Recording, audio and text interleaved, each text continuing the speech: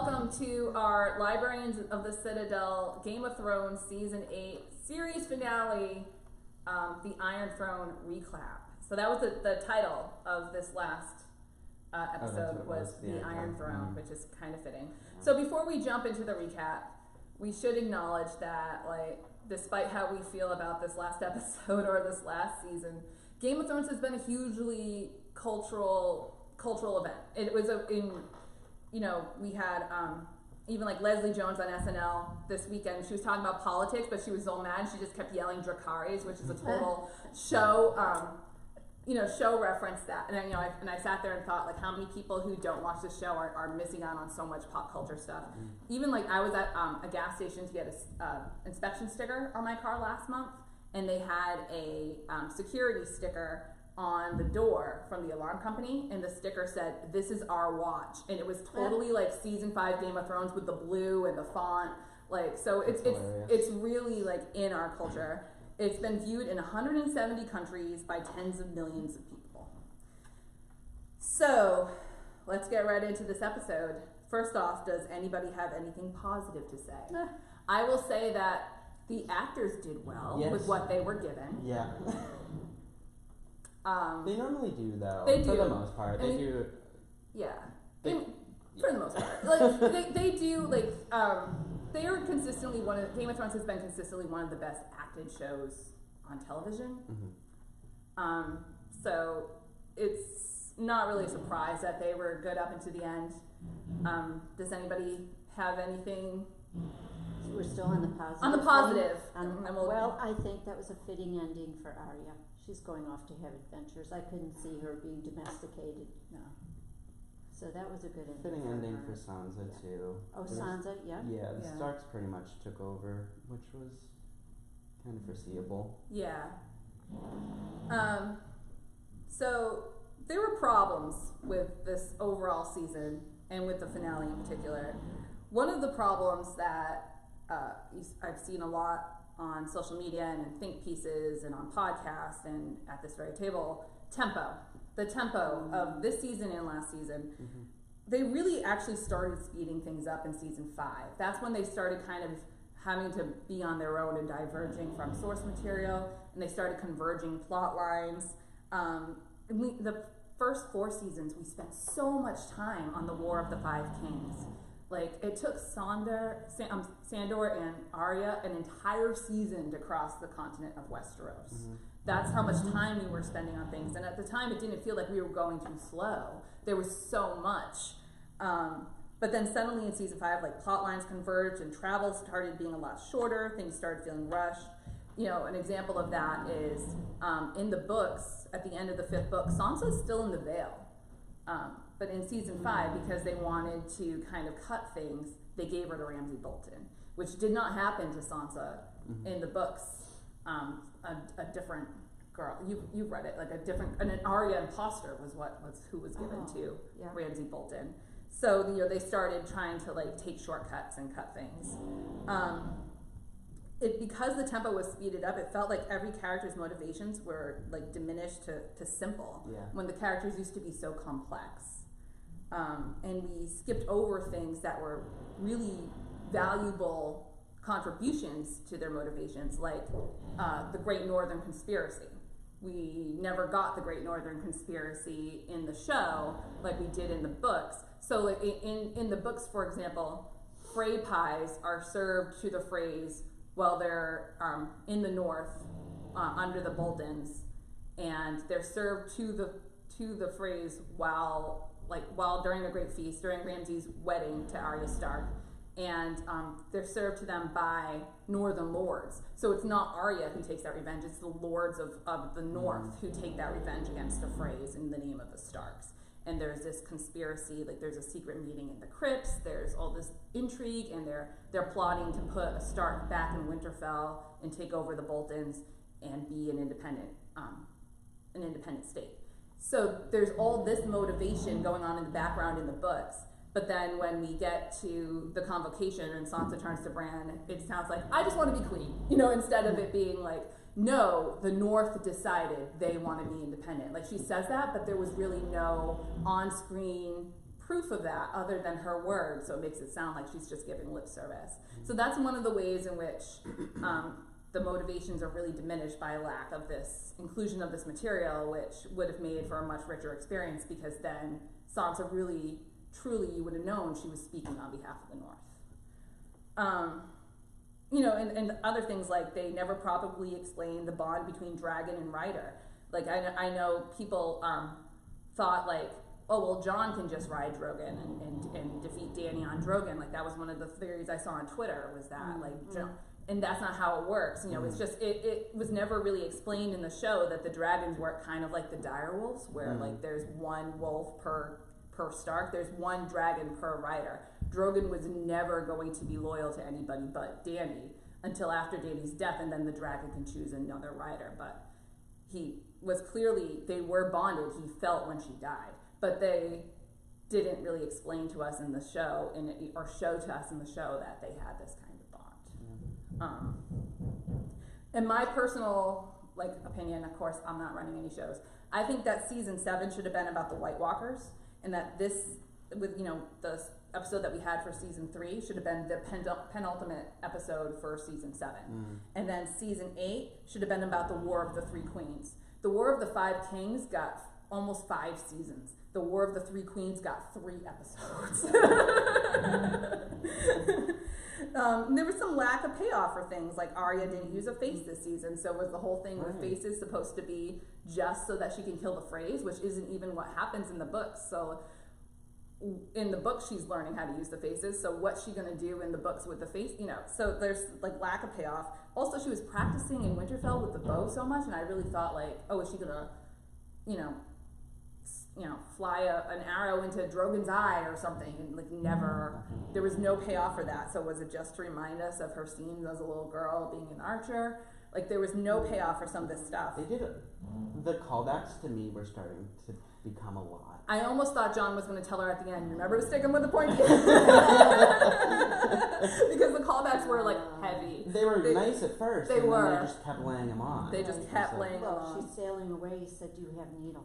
Yeah, exactly. And it occurred to me after this episode was finished that it's too bad for Game of Thrones that their release date for this final season coincided with the release date of the final Avengers movie, because that was done so well, and it was you don't go online and hear and see a bunch of people complaining about that movie, and it is an event that started in 2008, so it's 11 years in the making, and true to source material, which people are fanatic about source material in Game of Thrones, just like they're fanatic about source material in the Marvel universe.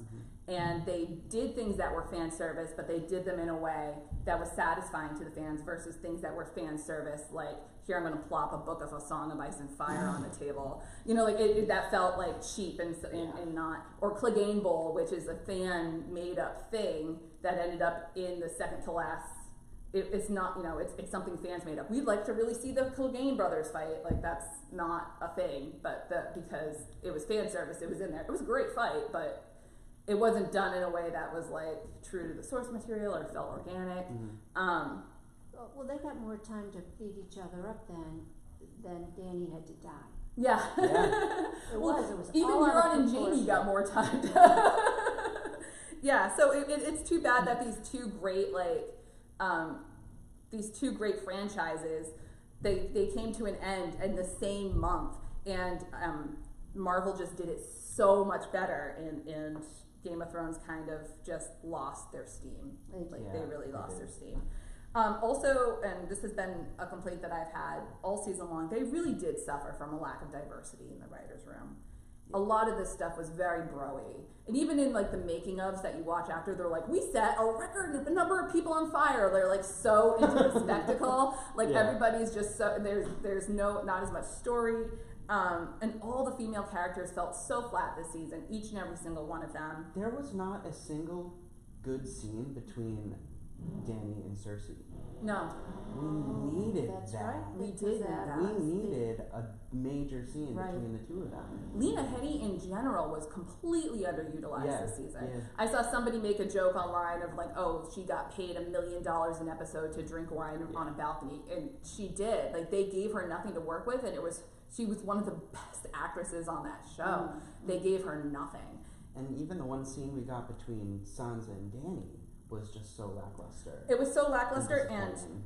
they're talking serious politics, and the way it was written made it sound like petty girl fights. Yeah. It was a serious political discussion and disagreement filtered through the eyes of men who think that this is how women always communicate with each other. It's just through petty, catty girl fights. And it was disappointing. Even at the end of the convocation, where between Sansa and Yara and Arya, felt like it was just petty girl stuff. There was no, like, that's not how women in power really talk to each other, or women who aren't in power really talk to each other. Like, we're not all in high school. This isn't Mean Girls. but it felt like Mean Girls of Westeros. Like, it really did. And even, like, Brienne at the end was reduced to just being this lovelorn, like, writing Jaime's great accomplishments. So, like, her whole story becomes about Jaime. Like, there's the lack of female presence in that writer's room was a problem, but the lack of other kinds of diversity in that writer's room has always been a problem. Like, the whole Dany as white savior thing was kind of an issue from the very beginning, which it's an issue in the books too. But they really went into that hard, and I think you can see how having that lack of people of color in the writer's room was really bad for the show, and how they killed Missandei. They put her back in chains before they cut her head off. That sucked. The only black female character on the entire show with a name. You have a comment already on Facebook. Oh, okay. Game of Thrones ending was great, says the person. Dany won in the end. She did break the wheel. Bran as the last ruler would mean the people rule, which is what she wanted. That's not what Dany wanted. And the show makes that incredibly clear. Right. Dany's version of breaking the wheel is Dany is on top, and there is no wheel, and there's nobody to challenge her. So that was not Dany's vision. That was Tyrion's vision. That was not Dany's interpretation of what he was saying, and she made that very clear when she talked in front of her forces in that Mussolini, Hitler, Stalin moment that she had, where she talked about bringing the dragons to Dorne and to Winterfell and to the Reach and into the Trident. She was going to burn down the entire country so that nobody would challenge her again. So let's get back into the actual recap. So we start the episode with Tyrion, Jon, and Davos walking the destruction, and the damage is horrific. There's so many horribly wounded, so many charred bodies, and they really, really, really want all of us to hate Dany, because they are focusing on the charred bones of children. There are disfigured, horribly wounded men walking down the streets with literally no skin on their backs because it's just been burned away. They really are trying to drill in hard to us that what she did was terrible. So Tyrion goes alone to the Red Keep, and it's snowing inside the keep, and he sees Jaime's gold hand, and he starts digging.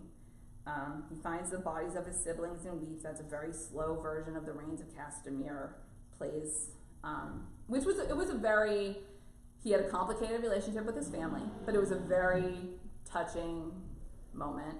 Peter Dinklage did great. So all the theories that Cersei and Jaime weren't really dead and were going to repair. Which, when I saw their names billed in the credits, I was like, oh, dead? Yeah. Or are they just doing another Ian Glenn type show the dead bodies, and that's what they did? That's what they did. So Grey Worm is dispensing with Targaryen justice in the streets, and Jon tries to stop him, and Jon finds out that Dany gave the command to kill anybody who was following Cersei. Jon tries to stop Grey Worm, and the Unsullied draw their weapons, and so do the Northmen. So there's already dissension between Dany's ranks, and the battle had just been won. So this was never going to be a peaceful reign. No. Never. And then Davos convinces Jon to talk to Dany. We cut to Arya, who's walking through the destruction and sees the Dothraki gathering, and they're hollering. They're riding their horses around. They're really looking triumphant and happy. Jon walks up the steps, and I can't really tell what destroyed building that was. Maybe it was the Red Keep. Maybe it was something else, doesn't matter. But Drogon screams and then the queen arrives and Dany enters and they hit us very hard over the head with Dany as the dragon imagery. Oh yeah. Drogon's right behind her and he's flapping his wings so it looks like Dany grows wings. I know, that was cool. It was pretty cool. That was a cool shot. Yeah. That was a cool shot. It felt a little heavy-handed to me, but it was cool. I think it was a clear send-off. Yeah. Being she's here, this is her full transformation. Yep, she is the dragon. Yeah. They also, like I mentioned earlier, they hit us really hard with the tyrant visual. Like this was clearly a scene that was supposed to make us think of like the famous tyrants of the past. It was supposed to be reminiscent of Hitler and Stalin and Mussolini. And they really want us to be uneasy and frightened with her, and it worked. And then I had a thought that the Targaryen colors from the beginning were always black and red, and I wondered if that was a hint of what was to come that we were supposed to pick up on, because black and red are colors that have often been associated with Hitler or associated with Stalin or communism. Or so, or even I think with Mao, black and red was associated. So there were, were they maybe supposed to give us this? Was George like trying to give us a hint the entire time with the Targ colors being black and red? Dany, it's important to know, has no plan for the Seven Kingdoms at all, except more war. Yeah. So Dario was right. She isn't a ruler. She's a conqueror. She immediately starts talking about all the different regions of Westeros where she's going to go, who are allegedly suffering under tyrants. And notably, she mentions Winterfell. She did. Yeah. She was talking about killing Sansa. Right. A tyrant. A tyrant. Yeah. So Arya, Jon, and Tyrion look horrified. Tyrion approaches her and she immediately accuses him of treason. Welcome to the Wolf. Just come from the north. He tells her that she slaughtered a city, and she looks at him like he personally betrayed her by even saying that aloud. Like the look on her face when he says you've slaughtered a city was like really like she was hurt, even though that's precisely I don't what think she was did. hurt. I think No, she was pissed at him. No, she looked at him like she was hurt. Like if you rewatch that and go on Amelia's face. I did rewatch it, and I just saw her be like, ugh, well, screw you. I don't know. Well, I was afraid for Tyrion. I'm so glad he didn't get killed. That really was. Yeah, I kind of expected he might too. I just thought it was going to be the complete devastation of the Lannister line. Yeah. But he made it to the end. Well, and then he takes off his pin and he throws it down the stairs. And she tells the Unsullied to take him. Yeah, that was really. I almost thought she was going to execute him right there on the stairs. Yeah, me too. Yeah. Then Arya and Jon meet up on the steps, and she's Arya makes some kind of "your queen" comment, and Jon says, "Well, she's everybody's queen now," and Arya says, "Try telling Sansa," which again just makes it sound like Sansa's motivation is she doesn't like Dany. Yeah. And Arya warns him that he will always be a threat, and that she knows a killer when she sees one. My thing is, why are we even trying to reason with Dany at this point? Like, I'm sorry, that whole thing confused me. Like, I thought the whole episode was going to be like, okay, we're out of here, like, from the get-go. Like, she just did all these horrible things, and now these people are clearly, like, crazy, insane. They don't want any sort of, organized kind of government. It doesn't seem like that, and she's just, I don't know why they even had to have these conversations. Wasn't it just obvious amongst them all that, like... Because Jon's an idiot. Jon is an idiot. No, that's really the reason, and Jon's been consistently an idiot since season 1. Well, yeah. It's one of his main defining character traits. Well, I sat there and I thought, okay, so he knows she's got to go, and he could take over because he's the rightful heir. But who's going to follow him? Right. You have to convince that her army to go with him. Right. And one of the things that Arya says to him, and this is said to Jon twice, it's said by Arya and then it's said by Tyrion, oh, well, you're always going to be a threat to her, which makes it sound like it's either you or her, like you have to kill her, which obviously there's a lot of other good reasons to take out Dany at this point. He was in danger. Yeah, he was in danger. But Jon usually doesn't care about that kind of... So I thought the fact that they said this twice was like... It wasn't until Tyrion said the sister thing. Right, no. When it stuck I was going to get into that. But yeah, it was... it was weird though that was repeated to him twice, like that would be the thing. So Jon is granted a very long unsupervised visit with Tyrion, which I was like, so you have somebody who's in here for treason and you have the rightful heir to the throne and you're just gonna let them sit there and chat for 15 minutes? Like, okay. And Tyrion looked like, I thought, oh, he's been here before. Yeah, he has. He's kind of good at this. Yeah, he just needed some wine and he'd be yeah, right at home.